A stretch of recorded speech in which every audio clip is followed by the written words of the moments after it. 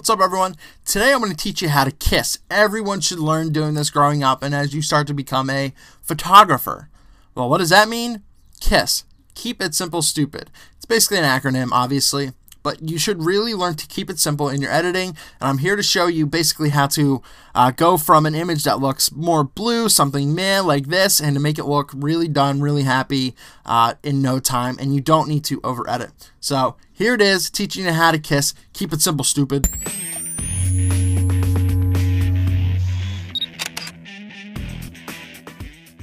So as I said, we're going to go with something like this, an unedited RAW file, and quick, refresher for RAW file. Basically, it's an unedited photo. There's nothing in it. Basically, it just comes right out of camera. It's not touched in any way. And when you convert it, it becomes a JPEG, compressed, all that stuff. History lesson over. So we're going to go from this to this in a few simple steps. So basically, I did an engagement shoot the other day. And because, when I actually did it, you wouldn't be watching this. And this was one of the images I love to kind of deliver right away. And they loved the image when it was done being edited and everything like that. So here we go. I was using my Nikon D700 with the 24-70 millimeters, 24-7 2.8 Nikon. I was at f4, so you still get great bokeh. I was in very, very close. I was in the middle of the lens at 50 millimeters, and I was laying down on the ground. That's why you have the foreground like this here. It's something way, way more, dynamic.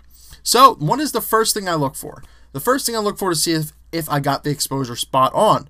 Well, one of the huge problems with this day was that it was very, very sunny. You could see, well, it's extremely bright back there. And there were a little bit of, we were in shaded towards trees that were coming over, and there was a little bit spotting of light on her. He was in more of the shadow. So I had my assistant, Steve Kemp, basically take my 48-inch reflector and just block out the light. So I had full control over what this was. And yeah, so we have something like this. We have some good contrast. I like what's going on here. And once again, they loved it as well. So I evaluate the light. See, it's a little darker than what I want. So I up the exposure to about, just 0.2. Yeah, something like that. Something easy, something simple. I added a little bit of fill light, and you see it won't do a ton, but it's something simple. It's something a little bit. So pay attention to right here. I'll even go in a little bit, and let's see the fill light just come in a little bit. Once again, I'll go from nothing. I had about 5. So it's something very, very slight, very, very just simple. With the blacks, I'll push them a little bit just to give a little more contrast to them, and then I'll actually pump the contrast up, and you can just see it makes them pop and stand out. I like something like that. So next thing, I always add a little bit of clarity. I don't go too crazy, because once again, if you go too crazy, you get something that looks like this, or you get something that looks like this, that dreamy halo thing, that doesn't look good. So I just like to give it a little bit, no more than like 20 or something like that. So I'm saying, okay, I like this. How about, I don't like the white balance. What white balance do I use? I use auto. If I'm not in the studio, if I'm not using my constant lights, I don't need to worry about it per se, because I can fix it in post easily. Yeah, I guess you could do it right when it's spot on, but with a day like this, you're just going to be playing around with your white balance too much, even though you're moving locations. Like we walked to 20 different locations, basically. So it's a little too blue, and blue doesn't look good with something you want to make happy, so you equate it to orange. So let's go to more daylight. So I round up at about 6,100, about 6,000, and it just warmed it up to where I needed it to be.